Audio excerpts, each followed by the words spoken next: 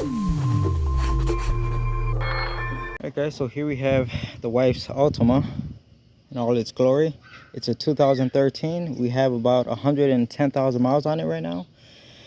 And lately she's been hearing like clunking noises going over bumps. So I went ahead and checked the stabilizer links, and of course all 4 stabilizer links, they just fell loose. They are the original links, like I said, 110,000 miles on them. So I figured, let me go ahead, order some links. We're gonna replace, no big deal, right? So about a week ago I put the front stabilizer links on, and it made a pretty big difference. But then I noticed that the rear end started to get louder and louder. Whenever you go over bumps, it just sounds like metal clunking against each other. I'm like, that's not really indicative of a stabilizer link, but whatever, we got the links, we're gonna change them anyway, right? So here I am doing the links, and these are pain in the butt to do. You can see them right here. Get a better shot for you guys. So I removed the upper section of the link that goes to the actual stabilizer bar, and so here it goes right here. That was a nightmare to get off. Had to put some heat into the nut just to get it to back off. This thing completely full of rust.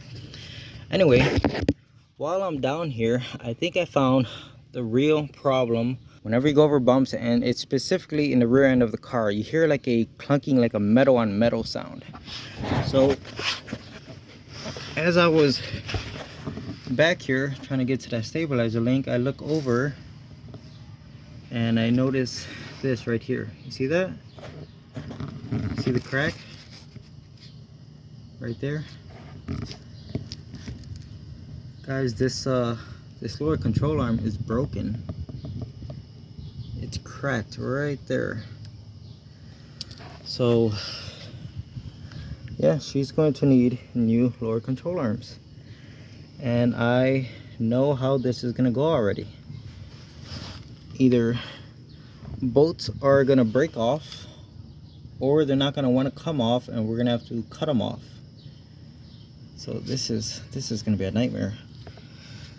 But it looks like she's gonna be driving the F-150 to work from now on until we get this fixed, because you never know when this is gonna fail. And like I said, every day that passes we go over bumps, and I noticed that the metal on metal sound is getting louder and louder. So basically this crack is spreading. Eventually this whole thing's gonna snap off.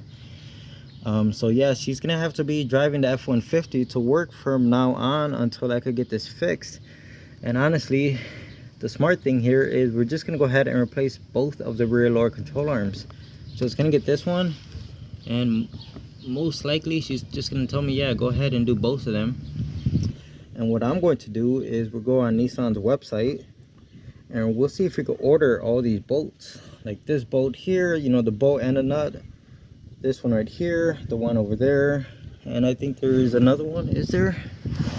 Yeah, there's another one right there. So we'll see if we could replace all these nuts and bolts and replace the lower control arm. The springs look good. I don't see any cracks in them. I mean, the powder coating isn't chipping anywhere.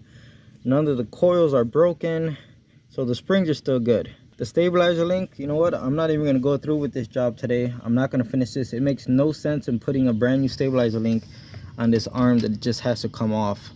So I'm going to just leave that detached like that. It's not a big issue. Just kind of tuck it out of the way somewhere. Alright, so I was able to find like an aftermarket control arm, because this is actually 2 pieces right here. I'm going to show you guys. So this is a control arm, they consider it, and then if you look up here, it actually bolts into this arm, which is a lateral arm. You see there's a nut that goes, or a bolt right there, and a bolt right here, but they're bolted together. Anyway, the lateral arm, we could get an aftermarket one, and the control arm, you can only get it OEM, so we're gonna have to order an OEM part. I was able to find this bolt that goes here, the bolt that goes here, and then the 2 bolts that connect the lateral arm to the control arm, which is this one and the one right there. But the 2 big bolts that go to the subframe, basically that big bolt and then the main bolt going back here, I can't seem to find them. It's getting quite expensive with having to order OEM parts and OEM nuts and bolts. That she basically said, hey, if it ain't broke, don't fix it. So the rear right side, I guess we're not touching anything. Even though the control arm is just as rusty, I looked at it, it's not cracked or anything like this side is. Well, just as I expected, those bolts are seized inside of the bushings. I can't get that main one back there to budge. The nuts come off, no issue at all. It's the bolts.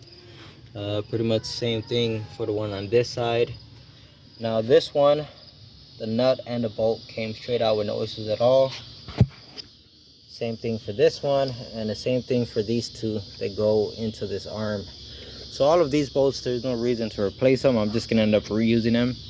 But the two back there, the two main big bolts that go into the subframe, we're gonna have to find replacements for those for sure. And in case you're wondering, yes, I gave all the bolts a heavy dosing of penetrating fluid. It's not gonna matter, guys. That thing doesn't do anything. Penetrating fluid only works when the bolt's already moving. It lubricates the threads and helps it come out a little bit easier. For something that's seized in place, no amount of penetrating fluid is gonna help you. So this is the part where you get on the eWeb and you start to look for your parts, and then you come across images like this.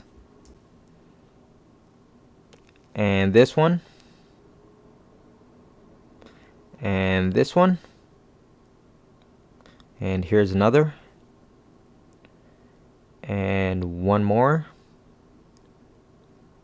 and might as well. So it looks like this is a common issue. So this is where it's time to do some investigating. And after about 2 minutes of punching in these keys with my cat-like reflexes on this keyboard, I found this. So according to campaign ID p9324, the 2013 Altima sedan is what's covered underneath this campaign, but I did read in a different article stating that in Canada, they are covering the 2013 as well as the 14 models.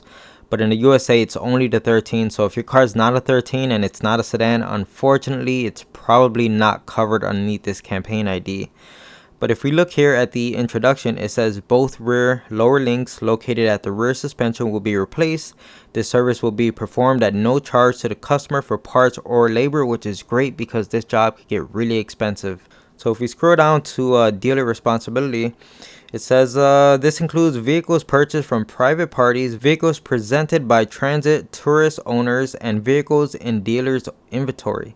Meaning that even if you bought this car off of someone else, if your cousin sold it to you, your friend, or a stranger off of Facebook Market that you met in an alleyway at 3 a.m., doesn't really matter. If your car falls within this category, they have to fix it for free. Okay, so this Altima is going to the dealer tomorrow. When I called them today and I told them exactly what's going on and the information I found online, so I gave them that reference number. And they said, oh, okay, yeah, bring it in. So hopefully they do fix this under warranty or under that claim, whatever it is. And I'll keep you guys posted on what they do if they go ahead and resolve this issue free of charge. Because initially the lady was like, oh yeah, those things break and we do have the arm here and it's $400 and something. I'm like, isn't Nissan supposed to cover this for free? So I gave her the reference number. And that's like, oh yeah, you know what, yeah, just bring the car in. I took the time, I grabbed the marker. You can see I put an arrow right there pointing directly at the crack, so that when it goes in tomorrow, you know, they don't say, oh, we don't see anything. Where? Right there! Oh, there! It's right there. It's kind of hard to see it now. It all depends how the control arm is being stressed, and that depends on how much that crack opens up. So what I did is I printed out this paperwork, and you could easily find this online. I'll put a screenshot so you guys can read through it. And I made sure to leave it in the car when the car got dropped off so they could see it. Basically, no funny business. This is what the car is here for, okay? And we now have the car back. It actually took them about 1 day to do this. Of course, it would vary on your car depending on how busy they are. So here's what we got back from the dealer. Now I am covering up my personal information, but you could read through this and you're gonna see that they did install a stabilizer link on the rear driver side. And the reason for that is I can't tell if it's because I left it disconnected and they thought it was damaged, so they just went ahead and replaced it, or if they had to damage it trying to remove it off of the old control arm. I'm not really 100% sure. Maybe it would have turned out different had I just left the stabilizer links alone. So if this is you, do not touch your stabilizer links because they are not going to replace them. They plan on reusing your original stabilizer links. It doesn't matter if they're bad or not. Here I am on the rear left side, the same side that we were working on before. As you can see, we have our new lower control arm. One thing I also noticed is they also replaced the bolts. See, those bolts and nuts are brand spanking new. There goes another one right there, brand new. So let's go look for another side of this control arm and see how it looks. And keep in mind, they did do both of them. So even if you take it in for one, according to that service bulletin, they should replace both of your control arms. Here goes that control arm on the rear right side. And again, same thing over here with new nuts and bolts.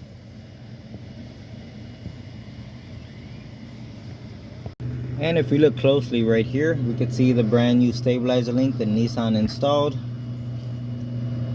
Now again, if you want to avoid this extra charge right here, do not touch your stabilizer links because they plan to reuse them. They're not going to give you anything for free. Of course, we got charged for that one, and I feel like that was partially my fault for disconnecting the link, and they saw it disconnected and figured, well, it's damaged, it needs to get replaced. When in fact it was not damaged. I was just in the middle of removing it when I noticed that the arm was damaged.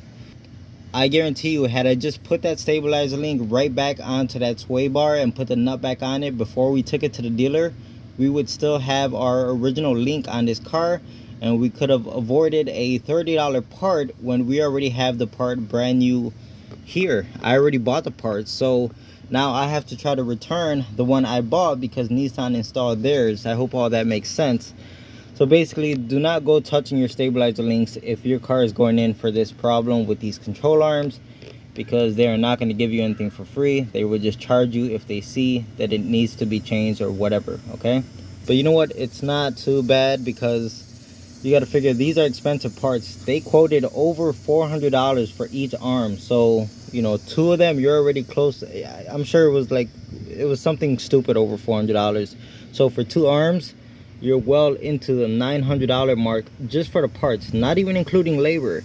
And if you had a shop or whoever install these things, you could see how this labor and these parts goes well over $1,000 right here. So the fact that they slapped us with, oh yeah, we have to put a stabilizer link on it, it'll be $30. We're not too concerned with it. You know what, $30 and we got all this work warranted, we are not complaining. So all I'm going to do is try to return that rear driver's side stabilizer link, see if we can get a refund for it. I'm still going to install the one on the passenger side, so we have both of them brand new. The front ones are already done, and that's pretty much it. This thing's all set now. Ever since we got it back from the dealer, there has been absolutely no more clunking noise back here, no more metal on metal going over bumps. All that stuff is gone. The car is perfectly quiet, and that's what it was. It was those broken control arms that was causing the issue. So yeah, if you're having this issue on your Nissan, and if it falls within this category of this service campaign bulletin, make sure you contact your dealer before you spend any money, because this could save you a ton of money right here and effort if you just have the dealer do it under warranty. I hope this video helped you, and thanks for watching.